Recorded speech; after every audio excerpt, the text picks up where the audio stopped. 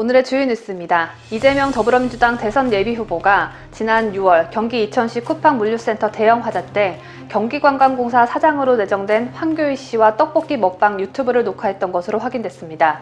이재명이 황교익과 먹방을 찍던 당일은 종일 화재가 진압되지 않은 데다 진화 작업에 나섰던 50대 소방구조대장이 실종됐던 상황이었습니다. 이 때문에 도정 총괄 책임자인 이재명 경기지사의 행보를 놓고 여야 대선 주자들 모두 이 지사가 생사불명 소방관보다 황교익 TV 유튜브 녹화가 중요했던 것이냐며 사고 당일 행적 공개를 요구했습니다. 홍준표 국민의힘 대선 경선 예비후보가 대통령이라는 자리는 언제 어디서 누가 어떤 질문을 하든 기본적인 방향을 가지고 답변할 수 있어야 한다며 그렇지 않으면 문 대통령처럼 A4 대통령이 된다고 윤석열 예비후보와 문재인을 싸잡아 공격했습니다. 홍 예비후보는 검찰 사무는 대통령 직무의 1%도 안 된다며 검찰 사무만 한 분이 갑자기 대통령 하겠다고 뛰쳐나와 준비가 안 됐고 각 분야에 식견이 없으니 하는 말마다 계속 망언이 나오지 않느냐고 같은 당 윤석열 예비후보를 향해 날선 비판을 했습니다. 이준석 국민의힘 대표가 어제 열린 당 최고위원 회의에서 오늘도 저는 별로 드릴 말씀은 없다며 공개 발언을 생략했습니다. 회의를 시작하겠습니다. 오늘도 저는 별로 드릴 말씀은 없습니다. 지난 17일에 이어 두 번 연속 건너뛴 것인데 회의를 마친 뒤에도 취재진의 질의에 응하지 않았습니다.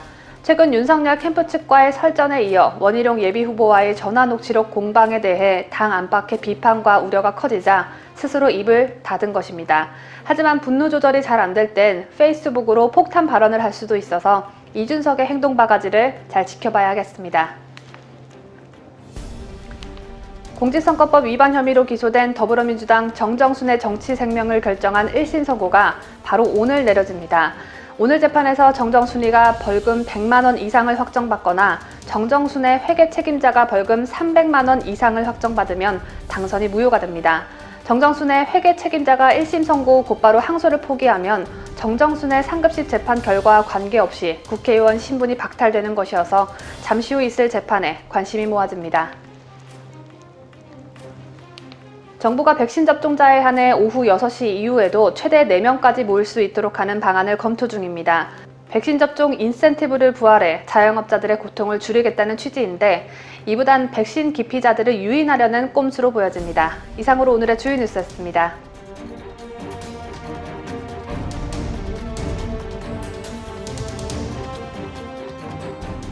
오전 7시에 7가지 소식을 전해드리는 뉴스탑 7, 지금 바로 시작합니다.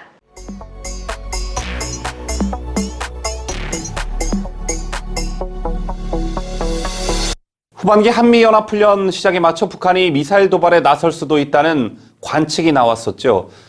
그도 그럴 것이 김여정 북한 노동당 부부장과 김영철 노동당 통일전선 부장이 한미훈련 비난 발언을 연이어 꺼낸 만큼 무력 시위로 이어질 가능성이 컸고 코로나 팬데믹으로 인한 식량난 등 북한의 내부 사정이 최악으로 치닫고 있었기 때문이었습니다. 그런데 아니나 다를까 북한이 지난 광복절에 미사일 도발을 시도하는 정황이 포착됐다는 소식이 뒤늦게 알려졌습니다. 왜 이런 사실이 사흘이 지난 어제 언론 보도를 통해 알려졌을까요? 먼저 저희가 준비한 리포트부터 보시겠습니다. 북한이 지난 광복절에 미사일 도발을 시도하는 정황이 포착됐습니다. 익명을 요구한 정부 소식통은 북한이 지난 15일과 16일 양일간의 항행 경보를 발령했다며 경보 발령 지역은 동해 동북부 해상이라고 말했는데요. 항행 경보는 통상 해군 함정이 사격 훈련을 하거나 해상으로 떨어지는 해안포 또는 미사일 시험 발사에 앞서 발령하는데 해당 지역을 지나는 선박의 안전에 유의하도록 사전 경고를 하는 조치입니다. 이에 미군은 지상 표적 600여 개를 동시에 추적하고 감시하는 조인트 스타스와 대륙간 탄도미사일과 잠수함 발사 탄도미사일 등의 동향을 살피는 코브라보를 한반도 인근에 동시 투입한 것으로 알려졌습니다. 소식통은 원산을 비롯한 동부 해안 일대에서 별다른 움직임을 포착하지 못했다며 움직임이 드러나지 않는 소규모라면 방사포 등 해상 사격보다 미사일 발사를 준비했을 것이라고 말했는데요. 북한의 항행 경보에도 불구하고 미사일 시험 발사가 없었던 것을 놓곤 못했다와 안 했다는 관측이 엇갈리고 있습니다. 여기서 말하는 못했다는 예상과 달리 현장 기상이 악조건이었다면 북한의 의도와 달리 시험 발사를 할 수 없다는 것입니다. 미사일 시험은 바람과 습도 등 기상 조건에 민감한데요. 기상이 나쁘면 계측 및 관측도 어려워 정상적인 시험이 어렵습니다. 또 미사일 발사 준비 과정에 예상하지 못한 기술적 문제를 발견해도 중단할 수밖에 없습니다. 반대로 안 했다라는 의미는 북한이 정세 변화를 고려해 마지막에 결심을 거둬들였을 가능성입니다. 탈레반이 아프가니스탄 수도 카불을 점령하면서 미국의 관심은 온통 아프간에 쏠려 있는 상황에서 북한이 쏘지 않을 거면서 신용만 하는 김한수를 구사했을 가능성이 있다는 것입니다.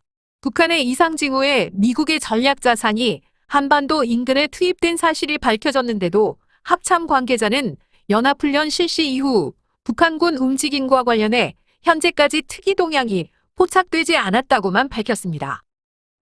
자유대한민국을 수호하는 유대배 강추천입니다.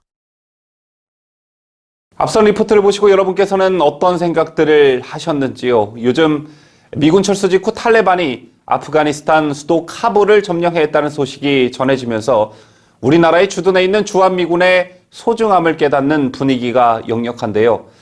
앞서 리포트에서 합참 관계자는 북한군 움직임과 관련해 현재까지 특이 동향이 포착되지 않았다고 했습니다.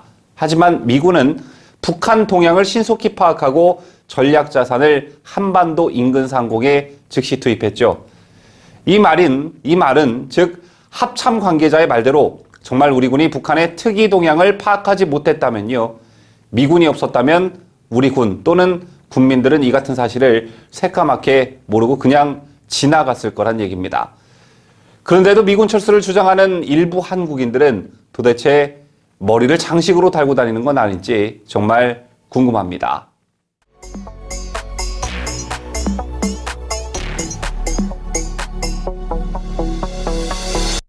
서울대학교 동문 여러분께는 죄송한 얘기지만 최근 서울대학교가 하바리대학교로 추락했다는 말이 심상치 않게 흘러나오고 있습니다. 명실상부 대한민국 최고의 대학인데 왜 이런 말이 나올까요? 대한민국 사법부가 정경심의 자녀 입시 비리 혐의에 남편인 조국이 가담했다고 판단했지만 조국은 여전히 서울대학교 교수직을 유지하고 있습니다. 재판에서 조국이 피고인은 아니었지만 부인과 함께 딸의 스펙을 조작했다는 재판부의 판결을 받았다는 건 그야말로 공범이 될 수밖에 없겠죠. 그런데 조국은 여전히 서울대 교수이고 매달 250만 원의 월급까지 받고 있습니다. 때문에 서울대가 조국을 봐주기로 일관한다는 지적이 제기됐고 서울대 수준이 삼류대보다 못한 학교가 됐다는 비난이 거세지고 있습니다. 국민의힘에서는 서울대가 조국이 딸 조민의 부정 입학에 공모한 사실이 인정됐음에도 여전히 징계위원회조차 열지 않는다고 비판했습니다. 국회 교육위원회 소속 정경희 국민의힘 의원이 19일 서울대로부터 제출받은 답변에 따르면 서울대는 자녀 입시비리 혐의에 일부 가담한 것으로 판시된 조국을 대상으로 일주일째 아무런 조치도 취하지 않은 것으로 나타났습니다. 서울대 측은 조국 본인에게 유죄 판결이 나와야 징계위원회를 열 수 있다는 입장입니다.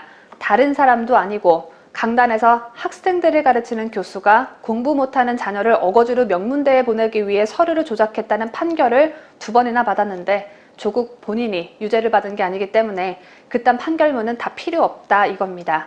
서울대는 징계위원회 개최 필요성을 지적한 정경희 의원에게 이러한 내용의 회신을 보냈다고 합니다. 위 사안에 대해 당사자인 조국 교수는 검찰의 기소에 따라 사법부의 재판이 진행되고 있는 바 해당 사건과 관련하여 당사자인 조 교수에 대한 사법부의 판단이 확인된 후 조치를 취할 예정이다. 조국이 유죄 판결을 받을 때까지는 징계위를 열 필요도 없고 월급을 따박따박 지급하겠다는 것입니다.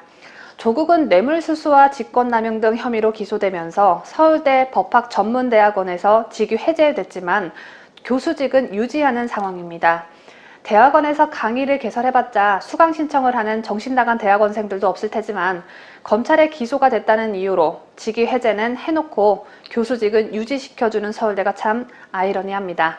서울대 조국 알박기로 인해 올 초엔 퇴임 교수 후임 충원에 실패했다고 합니다. 그 피해는 누구에게 돌아갈까요? 당연히 로스쿨 학생들에게 전가될 수밖에 없겠죠. 조국 정경심 부부의 자식 때문에 100% 노력으로 입시를 준비한 학생에게 피해를 끼친 것도 모자라 법을 공부하고자 하는 학생들에게도 피해를 주고 있는 조국입니다. 학생들이 훌륭한 스승에게 가르침을 받을 수 있는 기회를 박탈하는 조국이라고도 할 수 있겠습니다. 참 징글징글합니다. 한편 조민희 석사학위 절차를 밟은 부산대는 정경심의 2심 재판 결과에 따라 부정 입학이 확인된 조민의 입학 취소 여부를 오는 24일 공식 결정을 밝히겠다고 예고했습니다. 조민희 학사학위를 받은 고려대도 지난 18일 본교는 판결문을 확보했고 학사 운영 규정에 근거한 후속 조치를 진행하고 있다고 밝힌 상황입니다. 조민희 두 학교에서 입학 무효 결정이 난다면 그에 따라 서울대도 조국을 빨리 내쫓길 바랍니다. 조민의 입학 취소와 조국의 징계는 세트가 되어야 하지 않겠습니까?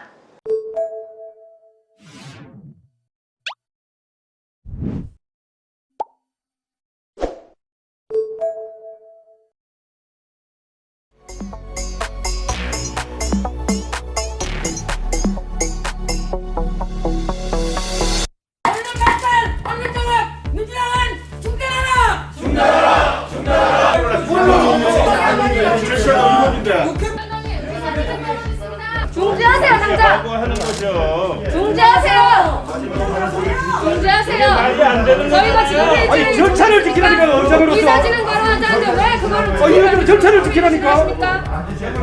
이게 어떻게 절차에 절차에 따라서 의사진행 발언을 하시는 거예요. 중지하시고.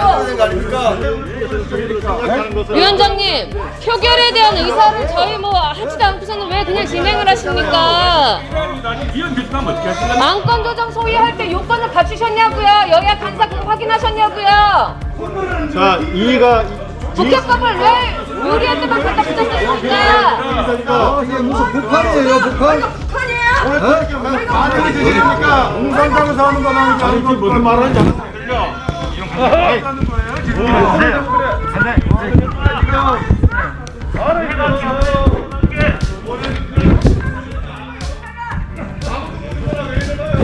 아 여사 진행 발언도 안 좋아해요. 아니 국회법을 유리할 때만 아니 상임위원장이 이야기했잖아요, 얘한테. 가만히 있어. 이거 뭔데? 나가. 놓으세요. 놓으세요. 가. 놓으세요. 여기 지금 상임위원장님한테 끼지 마세요. 놓으세요. 마이크나 하시면 안 돼요. 정권 조정에서 통합 조정하여 의결한 의사일정 제17항 언론 중재 및 피해 구제 등에 관한 법률 일부 개정 법률안 대안을 우리 위원회 안으로 제안하고자 하는 것에 대해 찬성하시는 위원님은 기립해 주시기 바랍니다.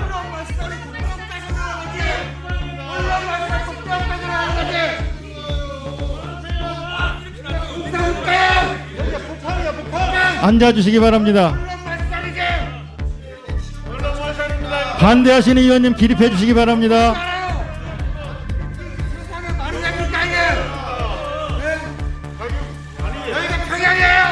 표결 결과를 말씀드리겠습니다. 재석 16인 중 찬성 9명으로 가결되었음을 선포합니다. 현재 171석을 차지하고 있는 거대 여당이 언론규제법을 강행하며 입법 독주를 이어갔습니다. 야당과 언론계가 독소조항을 지적하는데도 의견을 충분히 반영했다는 말만 되풀이하면서 절대 물러서지 않았습니다. 언론단체들과 학회 그리고 야당은 내년 3월 대선을 두고 여당이 언론 자유를 짓밟고 재갈을 물리려 한다는 비판을 계속해서 하고 있는데 민주당은 대체 누구의 의견을 충분히 반영했다는 것일까요? 아무래도 또 북한의 지시를 받고 이러는 건 아닌지 의심됩니다. 19일 더불어민주당이 상임위원회에서 의결한 언론규제법의 대표적인 독소조항은 허위 조작 보도에 대해 최대 5배의 징벌적 손해배상을 청구하도록 했습니다. 너덜너덜한 누더기 법안이 될 정도로 여러 차례 수정안이 나왔지만 언론계와 야당에서는 독소조항이 여전하다는 평가를 내렸습니다. 우선 명예훼손과 모욕죄 등 형법 조항이 있는데도 징벌적 손해배상을 도입하는 것은 이중처벌이 될 수 있고 민형사 소송을 동시에 제기해 언론을 위축시킬 수 있다는 것입니다. 뿐만 아니라 징벌적 손해배상제라는 명칭부터가 문제라는 지적도 나옵니다. 징벌적이라는 용어 때문에 언론에 대한 불신과 혐오만 불러일으킬 수 있다는 우려입니다. 가장 코미디 같은 건 법안의 열람 차단 청구권이 언론과 표현의 자유를 신장하겠다던 문재인 정부 방향과 배치된다는 것입니다.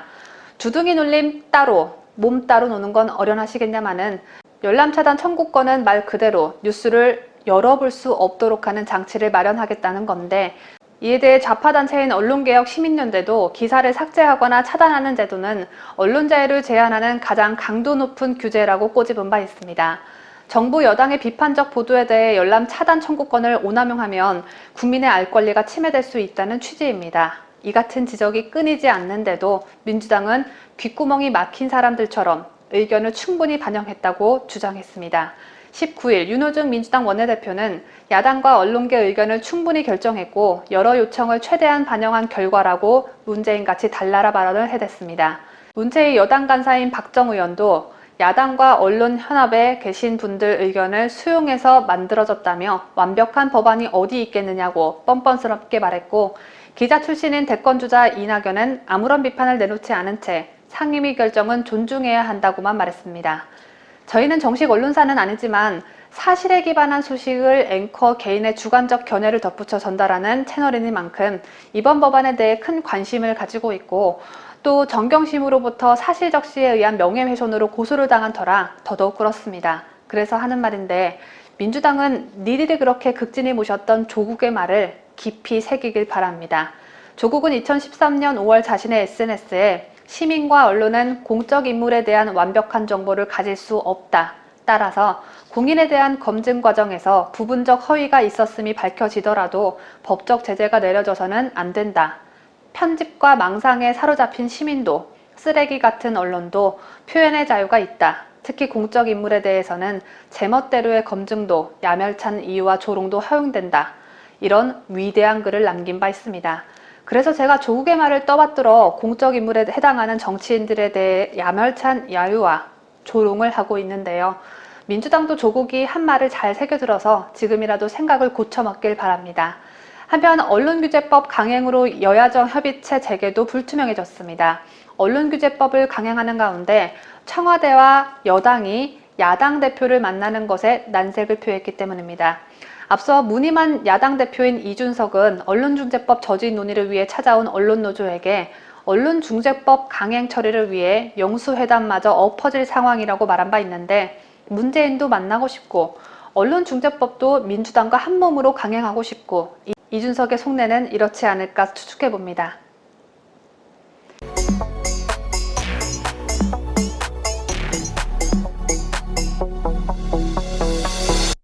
이준석 국민의힘 대표가 홍범도 장군의 유해 안장식에서 손톱을 만지면서 딴짓을 하는 듯한 모습이 포착돼 논란이 일고 있습니다.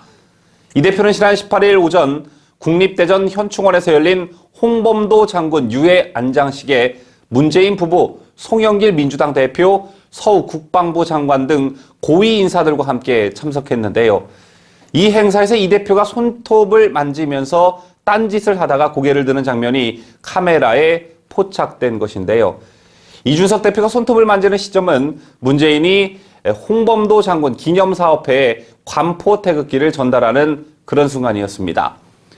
이 같은 해프닝은 종종 벌어지는 일이죠. 정부가 주관하는 중요한 행사장 등에서 정치인들이 꾸벅꾸벅 존다던가 하는 일은 심심치 않게 있어 왔고, 그때마다 논란이 되고는 했었습니다. 그런데 제가 이 기사에 주목한 건 이준석 대표에 대한 현재 민심을 살펴볼 수 있기 때문이었는데요. 만약 이준석 대표가 현재 국민들로부터 인기가 좋다면, 또 신뢰를 받고 있다면 행사장에서 잠깐 4초 정도 저랬다는데 저런 걸 문제 삼고 있냐, 이런 게 무슨 논란거리냐, 기자들도 할 일 더럽게 없다라고 이준석 대표를 옹호했을 겁니다.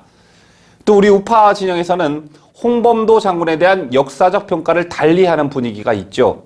홍범도 그가 독립운동을 하긴 했으나 소련 공산당이 당시 일제의 사주를 받아 한국 독립군을 유인해 학살한 자유시 참변 사건에 일부 가담했다는 정황 때문입니다. 그렇다면 이런 사실을 중요하게 생각하는 우파 성향의 국민들께서는 이런 홍범도 장군을 띄우는 문재인 정부에 대한 반감으로 이런 행사장에서 이준석처럼 딴짓해도 된다, 뭐 어떠냐 하시는 분들도 나올 겁니다. 하지만 중요한 건 이 자리가 공식 석상이었고 이준석은 제1야당 대표로 참여했다는 사실이겠죠. 다시 말씀드리지만 이준석 대표가 인기가 좋았다면 이준석 대표를 비난하는 여론을 방어하는 분위기가 높거나 이준석 대표를 옹호하는 분위기가 감지돼야 맞는 일일 텐데 그 반대였습니다. 어제 오전부터 조선, 중앙, 동아 등 대다수 언론은 자사의 인터넷판에 이준석의 손톱 손질 영상과 관련한 기사를 상단에 노출시켰습니다. 조선, 중앙, 동아는 좌파 진영보다 우파 성향의 국민들께서 더 즐겨보는 그런 매체들이죠. 그런데 이준석에 대한 비판 댓글이 줄을 잇고 있었습니다. 우선 조선일보 해당 기사에 달린 댓글인데요. 공감을 가장 많이 받은 댓글은 홍범도는 공산주의자로서 독립군이 학살당한 자유시 참변의 가담자라는 댓글이었는데 이는 이준석의 행동과는 무관한 댓글이었고요. 다음에 이어진 댓글 속에서도 홍범도의 역사적 평가에 대한 댓글이 간간히 보였지만 이준석 대표의 행동과 관련한 댓글에선 거의 모두 이준석 대표를 힐난하고 있었습니다. 한 네티즌은 저런 철부지를 뽑은 사람들부터 반성해라고 했고 다른 네티즌도 아직 사퇴하지 않았냐라고 일갈했습니다. 또 다른 네티즌도 다시는 젊은 세대 운운하는 오렌지족 젊은 정치인 정치판에 끼워놨다간 우파 정치판 난장판 또다시 된다. 미국산 오렌지족 당대표가 역시 멋진 행동하네. 손톱은 집에 가서 정리해라 준석아 라고 적었습니다. 그리고 다른 네티즌은 정말 어디에 내놓기 부끄러운 대표입니다 라고 적었습니다.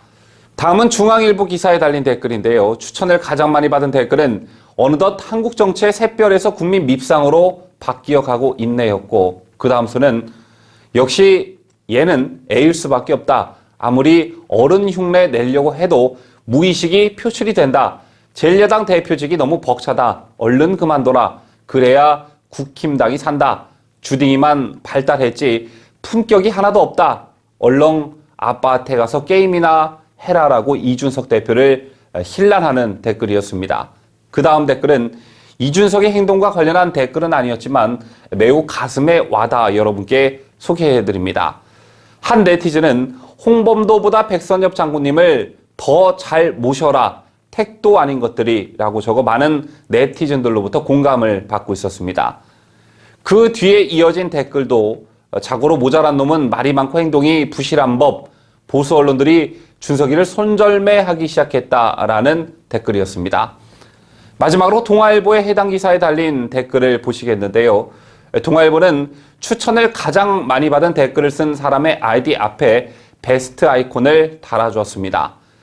자유시민이란 아이디를 가지신 분께서는 이준석이 어느덧 국민 밉상 애물단지가 되어버렸네. 화무시비롱이라더니 라고 혀를 차셨고 다음으로 추천을 많이 받은 댓글도 철없는 애를 대표로 세우니까 그렇지 국민 참여가 다 좋은 것은 아니다.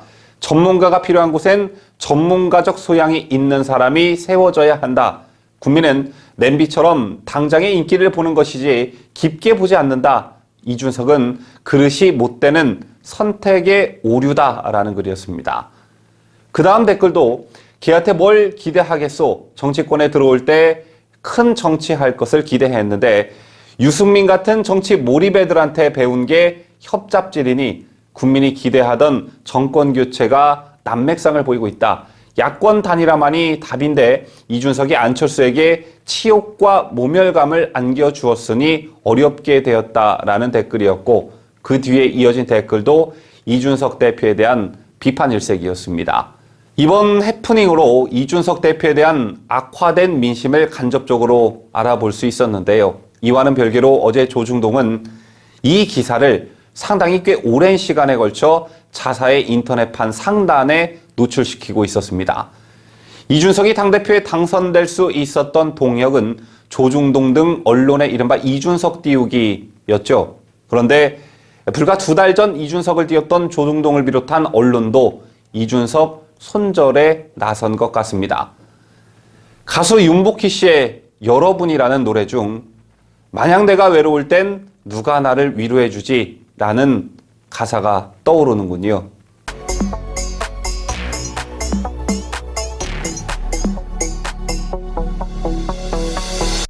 오늘은 금요일입니다. 제가 특정 여론조사를 거론하진 않겠지만 이번 한 주 발표된 여론조사 추이를 보면 국민의힘 당 지지도는 소폭 이기는 하나 보합세 또는 하락세를 보이고 있고 현재 야권 대선 주자 지지율 1위를 달리고 있는 윤석열 후보의 지지율도 역시 하락세를 보이고 있습니다.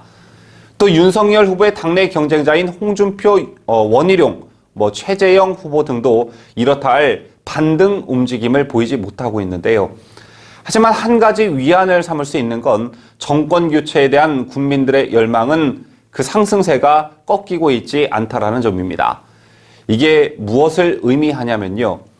정권 교체에 대한 국민적 열망을 제1야당인 국민의힘 또는 야권 대선 주자들이 온전히 담아내지 못하고 있다는 걸 뜻합니다. 한 여론조사를 예를 들어보겠습니다. 한국갤럽 조사에 따르면 국민의힘 지지율은 7월 둘째 주에 32%로 더불어민주당 31%보다 1%포인트 높았습니다. 하지만 8월 둘째 주에는 28%로 하락하면서 민주당 33%보다 5%포인트 뒤졌는데요. 하지만 비슷한 시기 SBS 조사에서는 정권 교체 55.4%, 정권 재창출 38.2%였습니다. 7월 10일부터 13일까지 조사에선 정권 교체 51%와 정권 재창출 40.4% 차이가 10.7%포인트였지만 17.2%포인트로 더욱 크게 벌어진 것입니다. 요즘 하루에도 몇 개씩 발표되는 여야 대선 후보에 대한 지지율은 지금 이 시점에선 하루하루 일희일비할 필요는 없습니다. 여야의 대선 주자가 정해지고 우파 진영과 좌파 진영이 결집할 때까지는 오늘은 호재였다가 내일은 악재였다가 또 그 다음 날엔 호재였다가를 반복하며 롤러코스터를 타게 될 텐데요. 하지만 대선을 앞두고 정권 심판론이 높냐, 정권 재창출론이 높냐는 대선 과정의 기본 베이스가 되기 때문에 관심을 가지고 좀 지켜볼 필요성이 있습니다. 다시 한번 말씀드리지만 이 같은 현상, 즉 정권 교체의 국민적 열망을 제1야당인 국민의힘이 온전히 담아내지 못하고 있는 현상은 외부적 요인과 내부적 요인으로 나눌 수 있는데, 우선 외부적 요인은 한쪽으로 기울어진 대외적 환경 때문이라 할 수 있습니다. 여러분 아시다시피 문재인 정권이 들어서고 사법부도 급격히 기울고 언론 환경도 급격히 기울었을 뿐만 아니라 국회 권력, 지방의회 권력을 여당이 모두 휩쓸어 버렸죠. 이런 기울어진 환경 속에서 100석이 조금 넘는 제1야당이 할 수 있는 건 극히 제한적이고, 또 국민의힘은 이런 환경을 돌파하려고 하기보단 오히려 순응하는 태도를 일관하고 있습니다. 이준석 국민의힘 대표가 내가 대여 투쟁을 왜 하냐라는 취지의 발언을 한 것으로 알려져 논란이 되고 있기도 하죠. 이 지점이 바로 국민의힘이 정권 교체를 갈망하는 민심을 온전히 담아내지 못하는 내부적 요인으로 직결되는데, 대여 투쟁과 선거 캠페인은 따로 하는 것이 아닙니다. 대여 투쟁을 하는 것이, 즉 정부 여당이 잘못하고 있는 것을 국민들에게 소상히 알리는 것이 바로 선거 캠페인입니다. 지난 4년 반 문재인 정권 하에 이러이러한 점이 나라를 망쳐놨고 이러이러한 점 때문에 다시 그들이 정권을 연장하면 안 되는 겁니다. 국민 여러분, 국민들께 야당이 호소하는 것 자체가 선거운동이라는 그런 얘기입니다. 이걸 바탕으로 우리가 집권하면 이렇게 하겠습니다. 우리는 이런 비전을 가지고 있으니 이런 걸 우리가 고치겠습니다. 라고 호소하는 것이 선거운동이지 다른 게 선거운동이 아닌데, 뭐가 겁이 그렇게 많아서 대여 투쟁을 적극적으로 하지 않고 있는지 도통 이해가 가질 않습니다.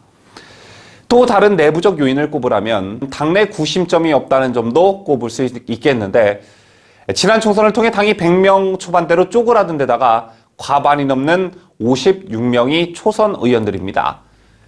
이런 상황에서 30대 청년인 이준석을 당대표에 앉혀놨습니다.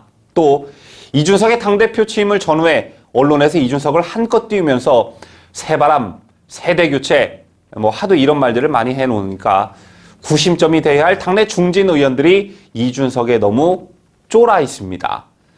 즉 신구 조화가 아니라 아무것도 모르는, 좀 과장해서 말해 국회의사당의 화장실이 어디입니까? 라고 물어 화장실을 겨우겨우 갈 정도의 초선 의원들과 영웅의식에 쩔어있는 당대표가 당의 본류가 되다 보니 정권 교체의 희망이 절망으로 바뀌고 있는 것입니다.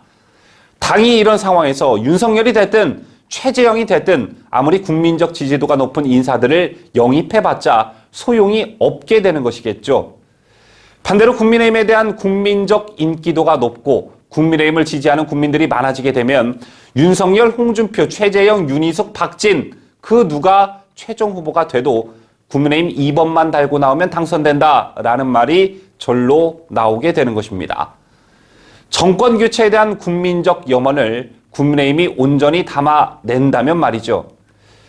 내일이면 대선 D-200일입니다. 길다면 길고 짧다면 짧은 시간인데 야권, 특히 제1야당의 자중질환으로 좌파 정권 연장에 비단길을 깔아주는 일이 절대 없어야겠습니다.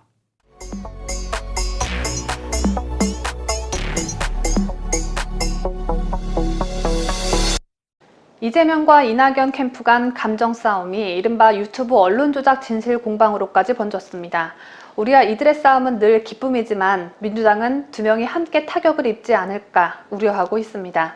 이재명이 고른 황교익 사태도 모자라 유튜브 조작 방송 공방까지 참 가지가지하고 있는데 조작을 잘하는 애들이 결국 조작 가지고 서로들 붙은 모양새입니다. 먼저 이낙연 캠프 측에선 일부 유튜브가 반 이낙연, 친 이재명 방송을 하고 있다며 그 배우로 경기도를 지목했습니다.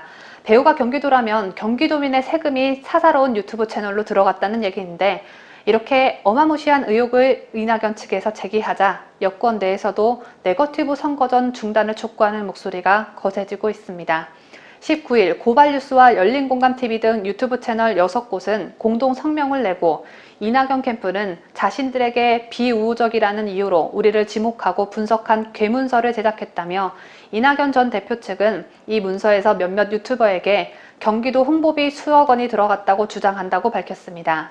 이낙연 후보 비방을 주도하는 유튜브 방송 실태라는 제목의 이 문건에 따르면 이낙연 캠프 측은 좌파 진영 유튜브 채널이 경기도의 홍보비 지원을 받아 이재명을 격하게 칭찬하고 이낙연을 비판하는 방송을 하고 있는 것으로 의심하고 있습니다. 문서는 경기도 홍보비 관련 자료에 따르면 팟캐스트 관련 예산은 2021년 6월까지 2년 6개월간 총 4억 3,500만 원, 유튜브 예산은 8억 7,200만 원에 달한다며 이들 유튜브는 경기도의 경기 불황쇼 방송에 연결돼 거액의 출연료를 받고 기본소득 광고를 수주하는 등 지원을 받았다고 했습니다. 이에 해당 유튜브 채널들은 문건에 거론된 매체 대부분은 경기도는 물론 그 어떤 공공기관으로부터 광고를 받은 적이 없다며 이 전 대표는 직접 사죄하고 책임자를 즉시 파면하라고 반발했습니다. 배우로 지목된 경기도는 유튜브 등 뉴미디어 채널에 대한 홍보비가 별도 집행된 것이라며 구독자 수와 조회수에 따라 지급했다고 반박했습니다. 유튜브 채널에 대한 홍보비가 있는 건 사실이나 특정 채널에 지급된 게 아니라 쉽게 말해 실적에 따라 지급했다는 것입니다. 경기도는 유튜버들에게 돈도 쓰고 이래서 공짜 좋아하는 사람들이 이재명을 지지하는가 봅니다. 한편 황교익 씨의 경기관광공사 사장 내정을 둘러싼 후폭풍은 이날도 이어졌지만 이재명의 황교익 인사 파문이 황교익 본인의 자진 사퇴로 일단락될 것으로 보여집니다. 황교익 씨가 오늘 오전까지 입장을 정리하겠다고 말했기 때문인데 앞서 이재명 캠프 총괄 특보단장인 안민석이는 웬일로 황교익의 자진 사퇴를 촉구했습니다. 이재명 측이 이재명이 고른 사람에게 알아서 그만둬라 라고 한 것인데 황교익 리스크는 이재명에게 굉장히 부담이 되는 것이라는 판단에서입니다. 안민석이 이럴 땐 또 판단력이 좋으네요. 황교익이 경기관광공사를 해서 그 후에도 막말을 막 짓거려대서 이재명에게 타격이 좀 가해져야 할 텐데 말입니다. 황교익 씨는 19일 한겨레와의 통화에서 민주당의 재집권을 위해 움직여야 하니까 그 입장에서 고민해보고 있다라고 말했습니다. 당내 경쟁 후보뿐 아니라 캠프 내에서도 자진 사퇴 요구를 받았다는 점에서 자진 사퇴를 시사한 것으로 보여집니다.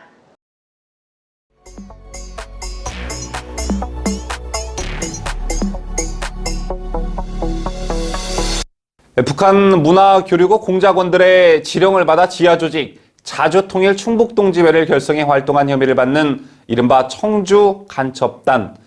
이 사건을 두고 그간 이런저런 얘기들이 참 많았었죠.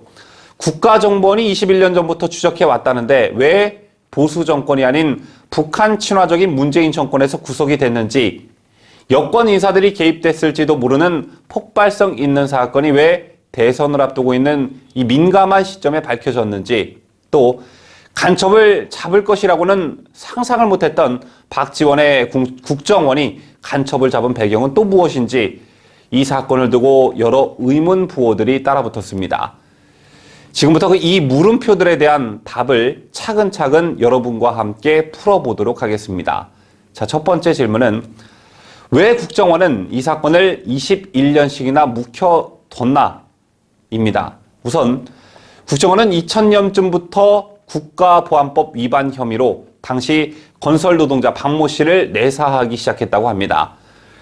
내사란 수사 직전 단계의 조사 과정을 말하는데요. 박 씨를 포함한 이번에 구속된 피의자 3명은 1998년 10월 결성된 충북 지역 노동자 학생연대 조직인 새아침 노동청년회의 조직원으로 활동했다고 합니다. 하지만 당시 국가안보법 폐지, 국민연대와 민노총 등은 기자회견까지 열고 강력하게 반발하면서 국정원이 청주 지역 노동자들을 대상으로 간첩단 사건을 조작했다. 그리고 이 암흑의 교사에게 풀악지 활동을 강요했다고 강력하게 반발했고, 이에 국정원은 이런 사실들을 부인하며 정상적인 내사 활동이었을 뿐이다라고 해명한 뒤에 이 사건은 유야무야 됐다고 합니다. 그리고 무려 21년의 시간이 흐른 지난 5월부터 국정원은 경찰 국가수사본부와 공조를 통해 지하조직 충북동지회 조직원들에 대해 본격적으로 수사에 착수했는데요. 5월 27일 4명의 자택 압수수색에 동원된 수사 인력만 100명가량에 달한 것으로 전해집니다. 그렇다면 왜 이렇게 긴 시간이 걸렸을까요? 우선 기본적으로 공안 수사와 간첩 수사의 경우 그 특성상 수사기간이 길다고 합니다. 실례로 국정원은 이석기 전 통합진보당 의원을 필두로 하는 아로 조직원들을 수사할 때도 5년 넘게 했고요. 난파 간첩 정수일 전 단국대 교수를 체포할 때도 몇 년간 수사를 진행해온 것으로 알려졌습니다. 그래도 암만 그렇다 쳐도 21년이라는 시간은 쉽게 납득이 가질 않는데요. 국정원이 이 사건을 아예 손 놓고 있었던 것만은 또 아니었습니다. 2019년 초 국정원 요원들은 결정적 증거가 확보된 만큼 이들을 체포, 수사해야 한다고 수뇌부에 요청했다고 합니다. 여기서 말하는 결정적 증거란 2017년 중국 베이징과 2018년 캄보디아 푸놈펜에서 이들이 북한 문화교류국 공작조와 함께 택시, 호텔, 식당, 그리고 스타벅스 커피숍 등지에서 직접 회합한 장면이 담긴 사진을 말합니다. 이 결정적 증거를 가지고 국정원 요원들은 이들을 체포하고 수사해야 한다고 수뇌부에 요청했지만 결재가 나지 않았다고 하는데요. 그때는 여러분 기억하고 계시다시피 남북 화해 분위기가 무르익었을 때이고, 더군다나 국정원장은 서훈 국정원장이었는데 당시 평양과 워싱턴을 수시로 오가며 남북 미북 정상회담을 위한 정부 특사로 활동했던 당시 서훈 국정원장 체제의 국정원이 간첩 수사를 공개적으로 벌이긴 어려웠을 것이라는 분석입니다. 참고로 간첩단 사건을 묵인한 것은 직권남용이 될 수가 있는데요. 따라서 당시 서훈 국정원장이 결재 과정에 관여했다면 정권이 바뀌고 난 뒤에 반드시 책임을 물어야 하는 일입니다. 다시 본론으로 들어가, 그리고 시간이 조금 더 흘러 2020년 7월 29일 박지원 전 의원이 국정원장으로 취임을 하게 됩니다. 수사팀은 신임 박 원장에게도 국보법 위반 혐의자들을 정식으로 수사해야 한다라고 요청했는데 더 시간을 끌다가는 확인한 증거도 확보할 수 없다는 식으로 강력하게 밀어붙였다고 합니다. 또 공식 조사를 하지 못하면 출국 금지를 요청할 수도 없기 때문에 이들이 해외로 도주하게 되면 체포할 방법이 없다고 간청했다고 하는데요. 당연히 박지원 원장은 참 난감했겠죠. 왜냐? 간첩단 사건은 평화를 외치며 북한의 우호적인 여건에 타격을 주면 물론 북한도 반기지 않을 게 뻔했기 때문입니다. 하지만 지난 5월 박지원 원장은 수사를 허락하게 됩니다. 여러분 선명히 기억하고 계실 테지만 박지원이 국정원장에 내정됐다는 소식이 알려졌을 때 우파 성향 국민들은 물론 중도 성향 그리고 일부 좌파 성향 국민들도 참 의아해했죠. 박지원이 누구인데 간첩 잡는 국정원 수장에 글을 안 칠 수가 있냐? 이 정권이 끝날 때까지 국정원이 간첩 잡았다는 뉴스는 보기 힘들겠구나. 다들 이구동성 이런 생각들을 가졌습니다. 하지만 임종석 같은 사람도 청와대 비서실장을 하는데 그런 정권인데 박지원이라고 국정원장이 되지 말란 법이 있냐, 또 뭐 이런 우스갯소리도 있었고, 어쨌든 그런 박지원이 원장으로 있는 국정원이 청주 간첩단을 수사하고 구속시켰다는 소식을 듣고 많은 국민들이 의아해했던 것이 사실이었습니다. 그렇다면 왜 박지원 입장에선 이처럼 어려운 결단을 내린 것일까요? 물론 앞서 잠깐 언급해드린 대로 간첩단 사건을 묵살한 것은 직권남용이 될 수 있고, 여기에 더해 국가안보법 11조 특수직무유기 혐의를 받을 수도 있기 때문에 대북 송금 사건으로 옥살이를 한 박지원으로서는 매우 부담스럽게 느껴졌을 수도 있습니다. 왜냐? 국가보안법 11조 범죄수사 또는 정보의 직무에 종사하는 공무원이 국가보안법의 죄를 범한 자라는 점을 알면서도 그 직무를 유기한 때는 10년 이하의 징역에 처한다라고 되어 있기 때문이죠.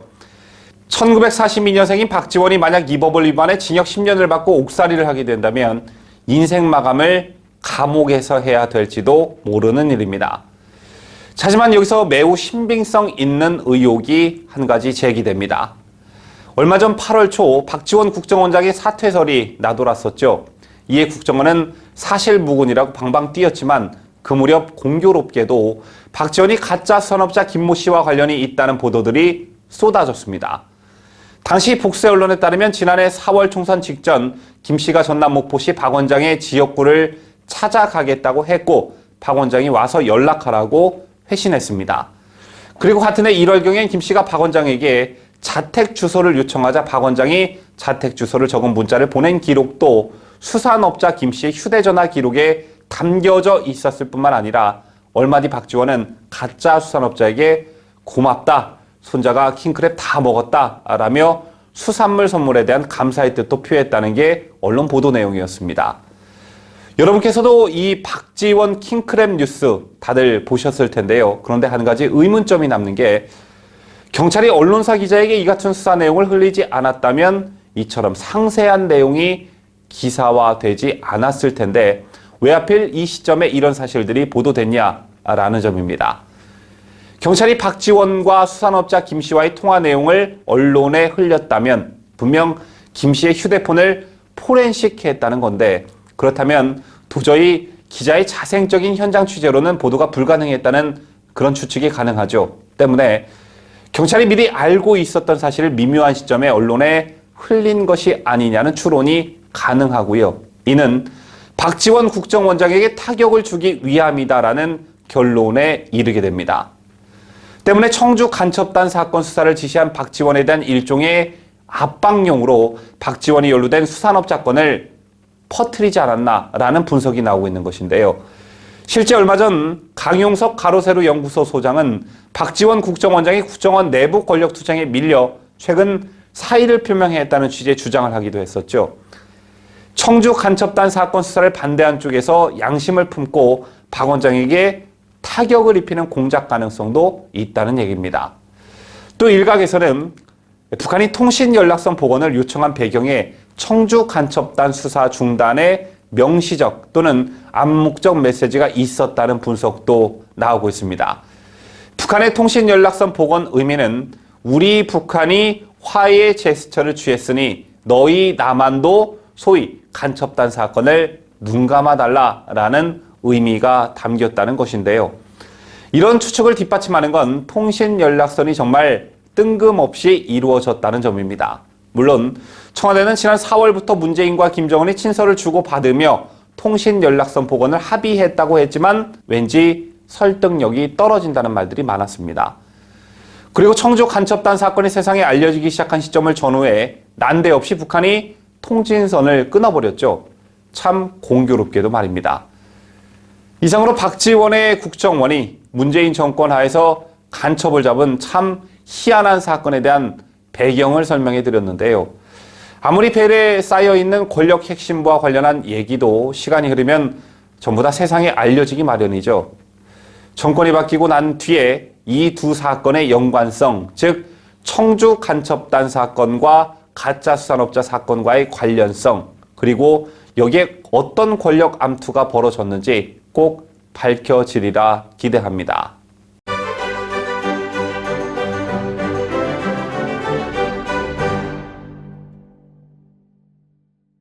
이상으로 저희가 준비한 뉴스를 모두 마치도록 하겠습니다.